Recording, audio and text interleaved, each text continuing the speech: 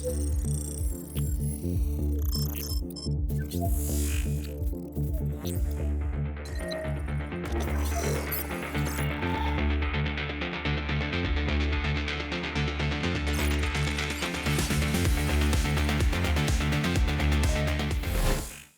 家好，我係阿夫拉。咁今日咧就同大家開始講新嘢咯，就係關於 3.0 嘅召喚體系。由於記憶拼圖係一個全新嘅體系，所以喺機制嗰方面咧，我都搞咗幾日，甚至睇咗一啲創作者伺服器嘅影片，以及研究埋記憶主嘅各種技能。畢竟我想出每一條嘅影片都唔想有啲任何嘅錯漏。咁依家咧試住咧用最簡單嘅方式咧去講俾大家聽啦，精窮鐵道 3.0 嘅一啲嘅新機制。咁我覺得咧嗰一啲嘅新機制咧，去俾大家了解清楚。有咗去了解新嘅召喚角色，咁你就會比較容易啲上手。咁我哋首先開始講咩叫召喚體系，就係呢個角色咧係屬於一個新嘅記憶拼圖啦。而呢一個嘅人物係可以召喚多一個單位出嚟去幫你作戰。咁亦都有一種叫法嘅，就係能夠召喚出召喚物嘅人物就叫憶師，而召喚出嚟嘅單位我哋就叫憶靈。而召喚出嚟嘅憶靈咧係可以作為一個獨立單位咧去俾玩家選擇。所以呢一類嘅角色咧就同以往嘅警員、托帕、靈沙等等嗰啲嘅所謂嘅召喚物咧係好唔同嘅，但係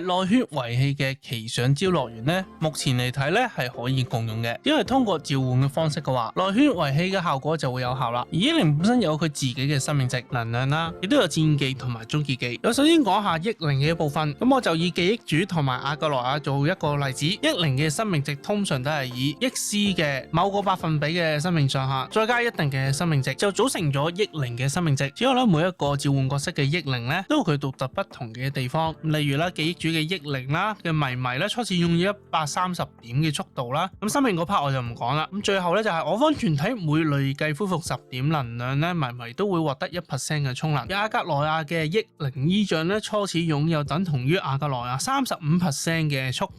度，以及一啲有關佢獨特嘅附加傷害。所以你會睇到記憶主嗰個迷迷咧就係固定嘅速度，而阿格萊亞憶靈嘅衣像咧，佢嘅速度咧係嚟自於阿格萊亞嘅35% 嘅速度。所以呢度就話俾你聽，每一個憶靈嘅人物同埋憶靈咧所擁有嘅嘢都係唔同嘅。但係除咗憶靈嘅生命值以及速度咧係同呢個憶師唔同之外咧，憶靈嘅屬性面板咧基本上咧係同憶師係一致嘅。咁從記憶主同埋阿格萊亞嘅設計上咧，你會睇到一啲記憶拼圖人物設計嘅特點。例如記憶主嘅設計咧係比較偏輔助同埋有拉條嘅人物，但係佢嘅能量要求都已經去到160啦。而阿格萊亞呢一類嘅攻擊嘅主師，佢嘅能量要求咧去到史無前例嘅350。除此之外咧，呢一類嘅記憶拼圖人物嘅速度咧都係偏慢嘅。例如記憶主嘅速度就係103，阿格萊亞就係102。所以目前咧推測咧未來嘅下跌呢個嘅記憶拼圖嘅大師，我相信佢嘅速度咧好可能咧就同阿格萊亞一樣咁慢，因為佢嘅終結技能量要求咧甚至同阿格萊亞係差唔多，即係個能量要求咧去到300或以上噶啦，又或者更誇張都唔定。所以佢呢種嘅設計咧就凸顯出輔助人物嘅拉條咧係非常重要嘅，特別係一啲可以做即時拉條嘅人物。咁你亦都可能會問到憶靈作為一個單位嘅話，咁呢啲嘅拉條角色對佢有冇效果呢？咁答案就係有嘅。譬如阿伯嘅行動提前就只能夠拉憶靈或者憶師是但一個，而資金料咧亦都係拉晒所有嘅人物，包括憶靈。而星期日咧就係最獨特嘅，佢有一個戰技咧將憶靈同憶師咧兩個一齊拉，而記憶主嘅拉條咧就係需要靠憶靈嘅終結技去發動嘅。咁憶靈嘅拉條可唔可以拉憶靈呢？我目前未見到有影片去做呢樣嘢，但我估咧會同阿伯嘅情況差唔多，即係憶師同憶靈之間2選1。我頭先亦都有講到咧，記憶拼圖嘅人物咧佢嘅速度咧係比較慢，所以就凸顯咗咧呢一類嘅可以即時拉條嘅人物咧就好有價值啦。咁我哋就繼續講落去，首先就講下治療嗰方面，究竟霍霍或者靈沙呢一類治療嘅角色可唔可以治療憶靈呢？咁個答案咧就係唔得嘅。而每一個記憶拼圖嘅人物咧，以記憶主同埋阿格萊亞嘅戰技做一個例子，佢哋呢一類人物嘅戰技係包含召喚憶靈同埋回復生命，以及解除憶靈所有嘅控制負面。喺場上冇自己憶靈用戰技嘅情況下咧，就會召喚憶靈；喺場上有自己嘅憶靈嘅情況下，用戰技咧就會回復生命啦，以及解除憶靈所有嘅控制類負面狀態。呢度嘅總結就係，目前帶有治療嘅人物咧係唔可以治療憶靈嘅，而憶靈嘅生命咧係需要靠憶師嘅戰技咧去做回復，而憶師對憶靈治療嘅百分比咧，每一個嘅人物都係唔同嘅。而解負面一個動作咧就同治療一樣，只係對人物有效嘅啫。而憶靈嘅負面咧就需要靠憶師咧去用1點嘅戰技點咧去解決憶靈嘅所有控制嚟負面效果。咁從呢一點咧，亦都可以透露俾你聽，記憶命途人物嘅機制咧，其實頗消耗戰技點。不過我要做一個額外補充，億靈嘅億靈技或者終結技咧，就目前嚟睇咧係唔需要消耗任何嘅戰技點。除此之外咧，我哋仲要講一樣嘢就係護盾啦。咁例如大家玩開都知沙金嘅護盾係好有用嘅。咁依家嚟到 3.0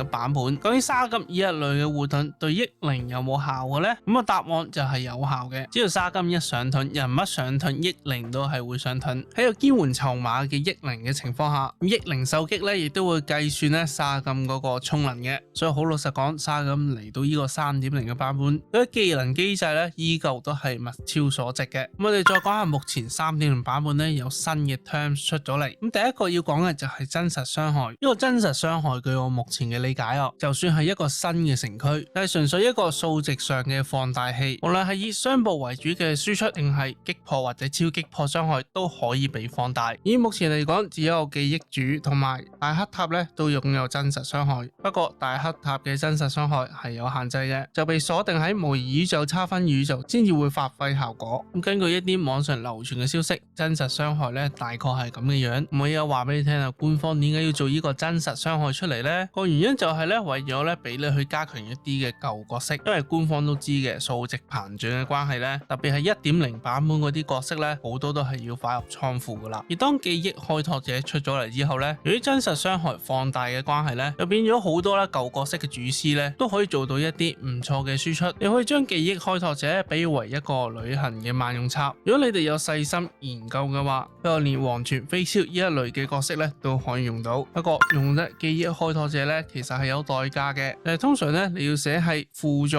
或者生存位是但一個位咧，去俾記憶開拓者做一個入隊。我相信咧釋出生存位嘅玩家咧係會比較多。我相信咧官方會繼續透過數值膨脹咧去抵消翻記憶主所提供嘅真實傷害。再坦白啲講，就係真實傷害嘅創造咧，就係為咗用嚟挽救舊玩家棄坑嘅人數啊！呢度都係經營策略嘅手段之一啦。咁但係日日免費玩星穹鐵道，又冇攞就出一個霞蝶呢一類嘅角色，咁呢一類舊玩家咧就有一個可能想抽嘅衝動，就會吸引你去消費翻。你要知道啊，如果冇記憶住呢一類嘅真實傷害嘅角色咧去撐場嘅話，星穹鐵道真係會有好多舊玩家棄坑噶啦。但係星穹鐵道呢個遊戲嘅好處就係星鐵嘅玩家咧棄坑再玩翻嘅機會率咧係比較高嘅。咁我就預計 3.0 版本呢個記憶住咧應該大概可以玩半年左右啦。佢而家令到個環境俾你爽住先，但係好坦白講就係有個限期喺度嘅。呢個就起碼出咗霞蝶之後嘅事啦，因為霞蝶你係需要記憶開拓者去就業嘅，所以有啲人喺度講啦，大黑塔